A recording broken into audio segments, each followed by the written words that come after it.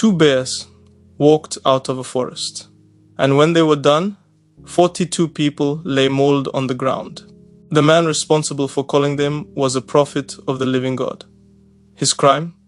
He was bald. And the crowd of people said so out loud. This is in your Bible. 2 Kings chapter 2.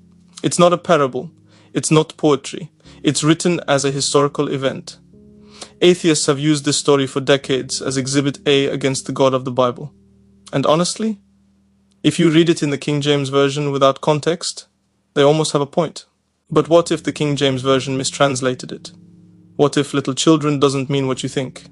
What if the people who got mauled weren't innocent kids, but something else entirely? And what if the entire scene is not about baldness, but about something so spiritually dangerous that God himself had to respond? Let me show you what is actually in the text. The story opens in 2 Kings chapter 2. The prophet Elijah has just been taken up to heaven. Not buried, not killed, taken. Swept up in a whirlwind with chariots of fire right in front of his successor's eyes. His successor is Elisha, a young man, probably around 25 years old at this point. He has just watched the most important mentor of his life disappear into the sky. He is still wearing the mantle, literally Elijah's cloak, as Elijah ascended. He walks toward the city of Bethel. And that's when it happens. Here's the passage, Kings 2:3-24. In the English Standard Version, he went up from there to Bethel, and while he was going up on the way, some small boys came out of the city and jeered at him. "Go up, you baldhead! Go up, you baldhead!" And he turned around, and when he saw them, he cursed them in the name of the Lord. And 2 she-bears came out of the woods, and 2 she-bears. End of scene. That's all we get. No explanation, no follow-up. Elisha continues to Mount Carmel as if nothing happened, and on the surface, this looks monstrous. A prophet curses children for making fun of his hair. God sends bears. 42 people are torn apart, but the surface is not the story. The entire case against this story rests on one translation choice. The King James Bible rendered the Hebrew as little children. And that rendering has haunted this passage for centuries. But the Hebrew word is na'arim narim, and na'arim does not mean small children.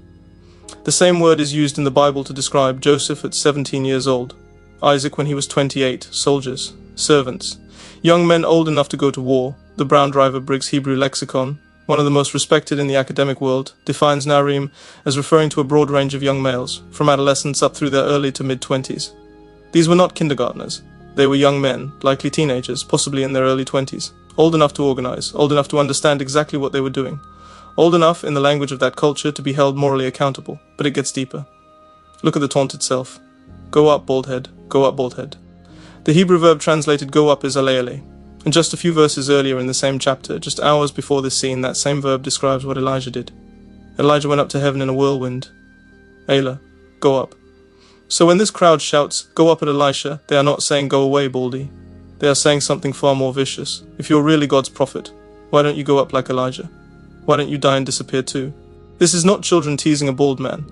This is a crowd of young men standing in the road chanting a death wish at God's newly anointed representative, mocking the miracle they had presumably heard about, daring God to do something about it. And the word baldhead, kirich, in the ancient world carried the connotation not just of physical appearance, but of shame, of worthlessness of someone, without authority. They are not making a hair joke.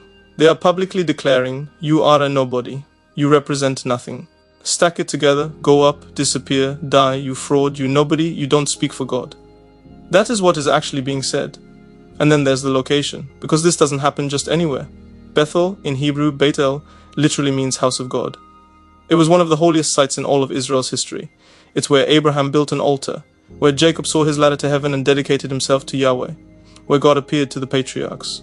But by Elisha's time, Bethel had become something else entirely.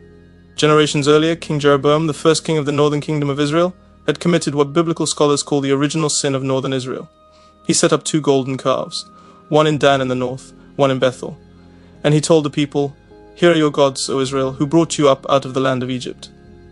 He was running a counterfeit religion, a government-sponsored idol cult designed to keep people from traveling south to Jerusalem to worship at the true temple. He created fake priests, fake feasts, fake sacred sites. And Bethel, the house of God, became the headquarters of this spiritual corruption. The prophet Hosea, who ministered after Elisha, was so disgusted by Bethel that he renamed it. He called it Beth-aven, which in Hebrew means house of wickedness, house of emptiness, house of idolatry. By the time Elisha walked through its gates, Bethel had been a center of false worship for generations. The young men who confronted him were not random passers-by. They were likely products of this system, possibly even acolytes of the false Bethel shrine. Scholars have noted that they may have been the spiritual counterparts of the sons of the prophets, the true prophetic community who were also at Bethel, described just earlier in the same chapter. Two groups, two paths, same city. This is not an isolated insult on a lonely road. This is organized resistance to God's messenger in the capital of Israel's apostasy.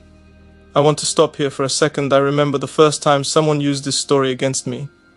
I was maybe 19 years old. A friend, someone I thought I could have a real conversation with, pulled it up on his phone and slid it across the table. God killed kids for calling someone bald. Explain that. I didn't have an answer, I just sat there. And he wasn't wrong to push, that's a real question. That verse read cold. With no context, no Hebrew, no understanding of covenantal history, it looks like a God who uses supernatural power to punish personal insults. And that's the version most people see, the King James version with little children. A bald prophet. Bears, 42 dead kids, done. If your entire understanding of God came from that summary, you should doubt. That's a reasonable doubt. And the fact that Christians do that doubt with either dismissal or silence, that has caused real damage to real people. But the text is not that summary. And what I've learned since that dinner table conversation, from digging into the Hebrew, from understanding the covenantal structure of the Old Testament, from actually reading what's around this story, is that the real account is not a problem to explain away. It's a window into something much larger. Let me show you what that window opens onto. Before I get into the theology, if you are the kind of person who actually wants to go this deep on scripture and not just take someone's word for, that's what the scribe. Because we do this with every hard text, we go to the source, we check the language, we read the history. That's the only way to actually trust what you believe. Here's what most people don't know about this story. The bears were not a surprise. Centuries before Elisha was born, God made a covenant with Israel at Sinai. And that covenant came with specific consequences, blessings for obedience, curses for rebellion. It's all laid out in Leviticus 26 and Deuteronomy 28. And in Leviticus 2:6-22, God spells out one specific curse for persistent national disobedience, and it is this: I will send wild animals against you, and they will rob you of your children. Wild animals, attacking the population. This was a covenant warning that had been on the books for hundreds of years. Israel had been warned, they had been told. And now Elisha, God's newly appointed prophet, carrying the mantle of the most powerful prophet in a century, is walking toward the center of Israel's idolatry, and the city sends out a crowd to drive him away. This was not Elisha losing his temper. This was Leviticus 26 activating. And note the specific number, 42 mauled. The text does not say 42 killed. The Hebrew word used, bakana, means mauled, torn, injured. They may have survived. But 42, that number appears in the Bible at key moments of divine judgment, signaling intentional divine action, not accident. And notice something else, there were more than 42 people in that crowd. The text says 2 bears came out and mauled 42, implying the larger group was present. The others saw what happened. They were meant to. This was not petty vengeance, this was a warning shot at a nation on the edge of total spiritual collapse. Here is what's actually happening in this story. Elijah just ascended. His ministry is over. A new prophet stands in his place, young, untested, walking into the most hostile city in Israel. And the city does not greet him. It mobilizes against him. It sends a crowd to publicly humiliate him, to mock the miracle they had just heard about, to deny the authority of God's representative. To say, as a city, collectively, we reject this. We reject you. We reject what you stand for.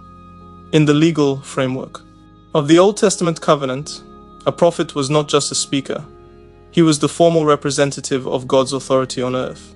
To reject the prophet was to reject the God who sent him. Deuteronomy 18:19 says, And whoever will not listen to my words that he shall speak in my name, I myself will require it of him.